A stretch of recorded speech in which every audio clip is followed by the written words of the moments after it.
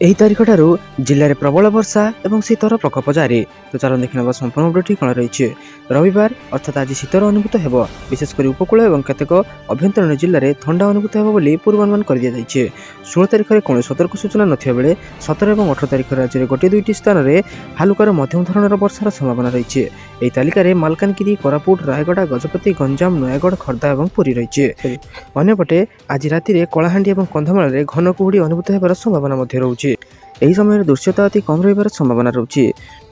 15ରୁ 17 ତାରିଖ ପର୍ଯ୍ୟନ୍ତ କୌଣସି ସତର୍କ ସୂଚନା ଦିଆଯାଇ ନାହିଁ। 17 ପରେ ଦିନର ତାପମାତ୍ରା 3ରୁ 5 ଡିଗ୍ରୀ ପର୍ଯ୍ୟନ୍ତ ବଢ଼ିପାରେ। 20 ତାରିଖ ପର୍ଯ୍ୟନ୍ତ ପାଗ ଶୁଖିଲା ରହିବ ବୋଲି ଭୁବନେଶ୍ୱର ଆଞ୍ଚଳିକ ପାଣିପାଗ ବିଜ୍ଞାନ କେନ୍ଦ୍ର ପକ୍ଷରୁ ଆକଳନ କରିଦିଆଯାଇଛି। ତ ଚାଲନ୍ତୁ ଦେଖିବା ପରବର୍ତ୍ତୀ ଅପଡେଟ୍ କ'ଣ ରହିଛି। 16ରୁ ମେଟ୍ରିକ୍ ପରୀକ୍ଷାର୍ଥୀଙ୍କ ପାଇଁ ଆସିଲା ଖୁସି ଖବର। ତ ଚାଲନ୍ତୁ ଦେଖିନେବା ସମ୍ପୂର୍ଣ୍ଣ ଅପଡେଟ୍ଟି କ'ଣ ରହିଛି। ମେଟ୍ରିକ୍ ପରୀକ୍ଷାର୍ଥୀଙ୍କ ପାଇଁ ବହୁ ପ୍ରତୀକ୍ଷିତ ଶିକ୍ଷା ସମ୍ବାଦ ଡିସେମ୍ବର 16 ତାରିଖ ଅର୍ଥାତ୍ ସୋମବାରଠାରୁ ନିୟମିତ ପ୍ରକାଶ ପାଇବାକୁ ଯାଉଛି। ମାଧ୍ୟମିକ ଶିକ୍ଷା ପରିଷଦ ଦ୍ୱାରା ପ୍ରଚଳିତ 2025 ଓଡ଼ିଆ ମଧ୍ୟମା 10ମ ଶ୍ରେଣୀ ବୋର୍ଡ଼ ପରୀକ୍ଷା ଦେଉଥିବା ଛାତ୍ରଛାତ୍ରୀଙ୍କ ପାଇଁ ବିଭିନ୍ନ ବିଷୟର ସଂକ୍ଷେପ ବିଶ୍ଳେଷଣ ସହିତ ଆଦର୍ଶ ତଥା ସମ୍ଭାବ୍ୟ ପ୍ରଶ୍ନ ଓ ଉତ୍ତର ଦୈନିକ ସମ୍ବାଦପତ୍ରରେ ସ୍ୱତନ୍ତ୍ର ପୃଷ୍ଠା ଆକାରରେ ପ୍ରକାଶ କରାଯିବ। ପରୀକ୍ଷା ପରିଚାଳନା ବ୍ୟବସ୍ଥା ସହିତ ପୂର୍ବରୁ ଜଡ଼ିତ ବିଭିନ୍ନ ବିଷୟର ବିଶେଷଜ୍ଞମାନଙ୍କ ଦ୍ୱାରା ଏହା ପ୍ରସ୍ତୁତ କରାଯାଉଛି। ପୂର୍ବ ବର୍ଷଗୁଡ଼ିକରେ ଶିକ୍ଷା ସମ୍ବାଦକୁ ଅନୁସରଣ କରି ପରୀକ୍ଷାର ଚୂଡ଼ାନ୍ତ ପ୍ରସ୍ତୁତି ସମୟରେ ରାଜ୍ୟର ବହୁ ଛାତ୍ରଛାତ୍ରୀ ସଫଳତା ହାସଲ କରିଥିବା ବେଳେ ଚଳିତ ବର୍ଷ ବି ମେଟ୍ରିକ୍ ପରୀକ୍ଷାର୍ଥୀଙ୍କ ପାଇଁ ଏହା ଅଧିକ ଉପଯୋଗୀ ସାବ୍ୟସ୍ତ ହେବ ବୋଲି ଆଶା କରାଯାଉଛି। 2025 ଫେବୃଆରୀ 21 ତାରିଖରୁ ଏହି ପରୀକ୍ଷା ଆରମ୍ଭ ହେବାକୁ ଯାଉଥିବା ବେଳେ ପରୀକ୍ଷା ପର୍ଯ୍ୟନ୍ତ ନିୟମିତ ଭାବେ ଶିକ୍ଷା ସମ୍ବନ୍ଧରେ ବରିଷ୍ଠ ତଥା ଅଭିଜ୍ଞ ଶିକ୍ଷକ ଶିକ୍ଷୟିତ୍ରୀମାନଙ୍କ ଉପାଦେୟ ପରାମର୍ଶ ସ୍ଥାନ ପାଇବ। ଶିକ୍ଷା ସମ୍ବାଦ ସୁବିଧାରେ ନିୟମିତ ପାଇବା ପାଇଁ ନିଜ ଅଞ୍ଚଳର ଖବରକାଗଜ ବିତରକ ଭାଇମାନଙ୍କୁ କହି ରଖିବା ପାଇଁ ଛାତ୍ରଛାତ୍ରୀଙ୍କ ଅଭିଭାବକମାନଙ୍କୁ ପରାମର୍ଶ ଦିଆଯାଉଛି। ତ ଚାଲନ୍ତୁ ଦେଖିବା ପରବର୍ତ୍ତୀ ଅପଡେଟ୍ କ'ଣ ରହିଛି। ଜଲ୍ଦି ମାର୍କେଟକୁ ଆସିପାରେ 1000 ଟଙ୍କିଆ ନୋଟ୍। ତ ଚାଲନ୍ତୁ ଦେଖିନେବା ସମ୍ପୂର୍ଣ୍ଣ ଅପଡେଟ୍ଟି କ'ଣ ରହିଛି। ଏହା ସମସ୍ତେ ଜାଣିଛନ୍ତି ଯେ ରିଜର୍ଭ ବ୍ୟାଙ୍କ ଅଫ୍ ଇଣ୍ଡିଆ 2016 ମସିହାରେ 1000 ଟଙ୍କିଆ ନୋଟ୍ ଉପରେ ପ୍ରତିବନ୍ଧକ ଲଗାଇ ଦେଇଥିଲେ। କିନ୍ତୁ ବର୍ତ୍ତମାନ ଖବର ଆସୁଛି ଯେ ରିଜର୍ଭ ବ୍ୟାଙ୍କ ଅଫ୍ ଇଣ୍ଡିଆ ପୁଣି 1000 ଟଙ୍କା ନୋଟ୍ ଜାରି କରିବାକୁ ଯାଉଛି ଓ 2000 ଟଙ୍କିଆ ନୋଟ୍ ଉପରେ ପ୍ରତିବନ୍ଧକ ଲଗାଯିବା କାରଣରୁ ବ୍ୟାଙ୍କ ଏପରି ନିଷ୍ପତ୍ତି ନେଇପାରେ। ସୋସିଆଲ ମିଡ଼ିଆରେ 1000 ଟଙ୍କିଆ ନୋଟ୍ ବିଷୟରେ ଅନେକ ପ୍ରଚାର ହେଉଛି। 2000 ଟଙ୍କିଆ ନୋଟ୍ ଉପରେ ପ୍ରତିବନ୍ଧକ ଲଗାଯିବା ପରେ ଭାରତୀୟ କର୍ତ୍ତୃପକ୍ଷ ରିଜର୍ଭ ବ୍ୟାଙ୍କ ଅଫ୍ ଇଣ୍ଡିଆର ଅଧିକାରୀମାନେ ମଧ୍ୟ କହିଛନ୍ତି ଯେ ସେମାନେ 1000 ଟଙ୍କା ପୁନଃ ପ୍ରଚଳନ କରିବାକୁ ଯାଉଛନ୍ତି। ଆର୍ବିଆଇ ଅନୁଯାୟୀ ସମସ୍ତ 2000 ଟଙ୍କିଆ ନୋଟ୍ ରିଲିଜ୍ ହୋଇନାହିଁ। ମେ ମାସରେ 2000 ଟଙ୍କିଆ ନୋଟ୍ ବାତିଲ ହୋଇଥିବା ବେଳେ ଏମାନଙ୍କ ମଧ୍ୟରୁ କେବଳ 98% ବ୍ୟାଙ୍କରେ ଜମା ହୋଇଛି। କେନ୍ଦ୍ର ସରକାର ପ୍ରକାଶ କରିଛନ୍ତି ଯେ ବର୍ତ୍ତମାନ ଭାରତୀୟ ବଜାରରେ 2000 ଟଙ୍କିଆ ନୋଟ୍ 2% ରହିଛି। 1000 ଟଙ୍କିଆ ନୋଟ୍କୁ ନେଇ ବଡ଼ ଅପଡେଟ୍ ଭାଇରାଲ ହେଉଛି। ରିଜର୍ଭ ବ୍ୟାଙ୍କ ଅଫ୍ ଇଣ୍ଡିଆ ମଧ୍ୟ ଏକ ବିବୃତ୍ତି ଦେଇଛି ଯେ ଏହା ଭବିଷ୍ୟତରେ 1000 ଟଙ୍କିଆ ନୋଟ୍ ପ୍ରସଙ୍ଗ ଉପରେ ଚିନ୍ତା କରୁନାହିଁ। ଇଣ୍ଟରନେଟ୍ରେ ଭାଇରାଲ ହେଉଥିବା ଖବର ନକଲି ବୋଲି ପ୍ରମାଣିତ ହୋଇଛି। ତ ଚାଲନ୍ତୁ ଦେଖିବା ପରବର୍ତ୍ତୀ ଅପଡେଟ୍ କ'ଣ ରହିଛି। ଆଧାର କାର୍ଡଧାରୀମାନଙ୍କ ପାଇଁ ଆସିଲା ବଡ଼ ଅପଡେଟ୍। ତ ଚାଲନ୍ତୁ ଦେଖିନେବା ସମ୍ପୂର୍ଣ୍ଣ ଅପଡେଟ୍ଟି କ'ଣ ରହିଛି। Unique identification authority of India ଶନିବାର ଏକ ବଡ଼ ଘୋଷଣା କରିଛନ୍ତି।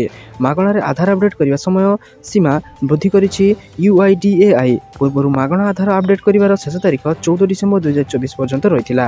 ଏବେ ଏହାକୁ 14 ଜୁନ୍ 2025 ପର୍ଯ୍ୟନ୍ତ ବୃଦ୍ଧି କରିଦିଆଯାଇଛି। ଯଦି ଆପଣ ଆପଣଙ୍କର ଆଧାର କାର୍ଡରେ ଥିବା ତ୍ରୁଟି ସଂଶୋଧନ କିମ୍ବା ଫଟୋ ଆଦି ବଦଳାଇବାକୁ ଚାହୁଁଛନ୍ତି ତେବେ ଆସନ୍ତା ବର୍ଷ ଜୁନ୍ 14 ତାରିଖ ପର୍ଯ୍ୟନ୍ତ ମାଗଣାରେ କରିପାରିବେ। ଏଥିପାଇଁ କୌଣସି ଖର୍ଚ୍ଚ ଦେବାକୁ ମଧ୍ୟ ପଡ଼ିବ ନାହିଁ। ମାଗଣାରେ ଆଧାର ଆପଡେଟ୍ କରିବାର ତାରିଖକୁ ବାରମ୍ବାର ବୃଦ୍ଧି କରାଯାଉଛି। ଏହା ପୂର୍ବରୁ 14 ଜୁନ୍ 2024 ପର୍ଯ୍ୟନ୍ତ ସମୟସୀମା ଧାର୍ଯ୍ୟ କରାଯାଇଥିଲା। ତାପରେ ଏହା ଡିସେମ୍ବର 14 ପର୍ଯ୍ୟନ୍ତ ବୃଦ୍ଧି କରିଦିଆଯାଇଥିଲା। ପରେ ଆଜି ଏହି ତାରିଖକୁ ପୁଣି ବଢ଼ାଇ ଦିଆଯାଇଛି। ଏହାଦ୍ୱାରା ଭାରତର କୋଟି କୋଟି ନାଗରିକମାନେ ମାଗଣାରେ ଆଧାର କାର୍ଡ଼ ସଂଶୋଧନ କରିପାରୁଛନ୍ତି। ତ ଯେଉଁମାନେ ଏପର୍ଯ୍ୟନ୍ତ ଆଧାର କାର୍ଡ଼ ସଂଶୋଧନ କରିନାହାନ୍ତି ସେମାନେ myAadhar.uidai.gov.in ର ଅଫିସିଆଲ ୱେବସାଇଟକୁ ଯାଇ ଆଧାର ସଂଶୋଧନ OTP ମାଧ୍ୟମ ଦେଇ କରିପାରିବେ। ତ ଚାଲନ୍ତୁ ଦେଖିବା ପରବର୍ତ୍ତୀ ଅପଡେଟ୍ କ'ଣ ରହିଛି। ବଢ଼ିଲା PM କିଷାନ ଯୋଜନାର ସ୍ୱତନ୍ତ୍ର ଅଭିଯାନର ଅବଧି। ତ ଚାଲନ୍ତୁ ଦେଖିନେବା ସମ୍ପୂର୍ଣ୍ଣ ଅପଡେଟ୍ଟି କ'ଣ ରହିଛି। PM କିଷାନ ଯୋଜନାର ସ୍ୱତନ୍ତ୍ର ଅଭିଯାନ ଅବଧିକୁ ଆସନ୍ତା 31 ତାରିଖ ପର୍ଯ୍ୟନ୍ତ ବୃଦ୍ଧି କରାଯାଇଛି। ଗ୍ରାମାଞ୍ଚଳ ଓ ସହରାଞ୍ଚଳର ସମସ୍ତ ବର୍ଗର ଭୂମିଧାରୀ ଚାଷୀଙ୍କୁ ଏହି ପ୍ରକ୍ରିୟାରେ ସାମିଲ କରାଯାଉଛି। PM କିଷାନ ଯୋଜନାରେ ପଞ୍ଜୀକୃତ ଥାଇ ମଧ୍ୟ ସହାୟତା ରାଶି ପାଇବାରୁ ବଞ୍ଚିତ ହେଉଥିବା ହିତାଧିକାରୀମାନଙ୍କୁ ନିଜ ବ୍ୟାଙ୍କ ଆକାଉଣ୍ଟ ସହିତ NPCI ଅଧୀନରେ ଆଧାର ଲିଙ୍କ କରିବା, ଜମିଜମା ସମ୍ବନ୍ଧୀୟ ତଥ୍ୟ କୃଷକ ଓଡ଼ିଶା ପୋର୍ଟାଲରେ ଅପଡେଟ୍ କରିବା ତଥା pmkisan.gov.in ପୋର୍ଟାଲରେ eKYC ସମ୍ପୂର୍ଣ୍ଣ କରିବାକୁ ରାଜ୍ୟ ସରକାରଙ୍କ ପକ୍ଷରୁ ଅନୁରୋଧ କରାଯାଇଛି। ଏଥିପାଇଁ ହେଲ୍ପଲାଇନ୍ ନମ୍ବର 155333 ଜାରି କରାଯାଇଛି। चलन देखिए परवर्ती अपडेट कौन रही राशन कार्डधारी मान आसला बड़ खबर कटिज राशन कार्ड एम आउ मिलनी गहम कि चाउल तो चलन देखी ना संपूर्ण डिटेल्स टी कौन रोचे राशन कार्ड धारकों बड़ खबर राशन कार्ड उपभोक्ता ना काटी दिया संभावना रही सरकार पक्षर जारी गाइडलाइन अनुसार यह घोषणा कर तो राशन कार्ड धारक तुरंत किसी जरूरी काम कराई दरकार जहाँफल आपंकर राशन कार्ड आउ काटब ना तो राशन कार्ड धारक तुरंत ई-केवाईसी कराई पड़ो राशन कार्ड में पंजीकृत समस्त सदस्यों ई-केवाईसी करने बाध्यतामूलक कर दी जाइए जहाँफल प्रकृत हिताधिकारी क्यों माने सरकार सुविधा पाइबा योग्य ताहा जना पड़ समस्त राशन कार्डधारी ई-केवाईसी कार्य करने बर्तमान बाध्यतामूलक जदि ई-केवाईसी कर न जाए तेज राशन कार्ड रू ना काटी दिया जहाँफल अयोग्य हिताधिकारी भूत राशन कार्डधारी और धनिक श्रेणीर लोके राशन कार्ड हाथी ताहा काटी दिया जो मैंने ई-केवाईसी करने से राशन कार्ड आसंता नुआ वर्ष बा जनवरी 1 तारिख काटी दिया नहीं जातीय गणमाध्यम रिपोर्ट में प्रकाश पाई पूर्व डिसेम्बर 1 रु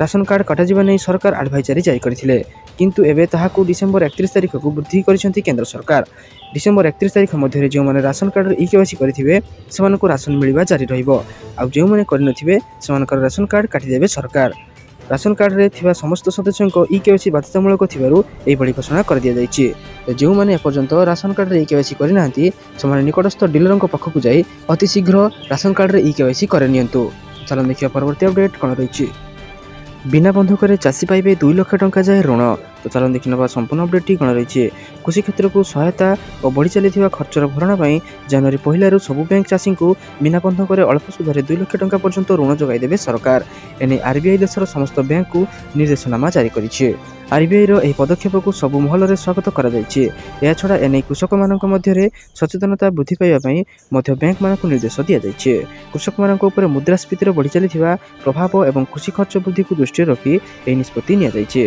यार उद्देश्य होउछि कृषक मानक वर्धित आर्थिक सुविधा प्रदान करने और बंधक समस्या बिना सेमानकर परिचालनागत और उन्नयनमूलक आवश्यकता पूरण करने सेमानक पाखरे पर्याप्त संबल सुनिश्चित करने 2025 जनवरी 1 देश में 86% मुद्रा और नाममात्र चाषी बिना बंधक 2 लाख टंका पर्यंत बैंक ऋण करेंगे एथि सबु बैंक जपरी व्यापक प्रचार प्रसार करेंगे से नहीं भी निर्देश दे दिया जाइए रबी फसल हो कि खरीफ फसल उत्पादन जपरी इनपुट खर्च तुलाइबार चाषी असुविधा न भोगे से नहीं एपरी ऋण जोगाई देवाकू देशर सर्वोच्च बैंक निष्पत्ति नहीं पुणी कम सुधरे तो चलन देखिए परवर्ती अपडेट कौन रही पुराना 20 टंकिया नोट थे होइजिबे मालामाल तो चलन देखि नबा संपूर्ण अपडेट कौन रही जदि आपन पाखरे पुराना 20 टंकिया नोट अच्छी तेज यहाँ बिक्री करने पूर्व आपन को यार नियम गुड़िक जाना आवश्यक नचेत आपड़ यही सुजोगर हाथ छड़ा करेंगे तेज आप अनुताप करेंगे तेणु जदि पुराना 20 टंकिया नोट रही तेज तुरंत चेक कर बिक्री कर लक्षपति हो पारे तेज जदि पुराना 20 टंकिया नोटर सीरियल नंबर 786 रही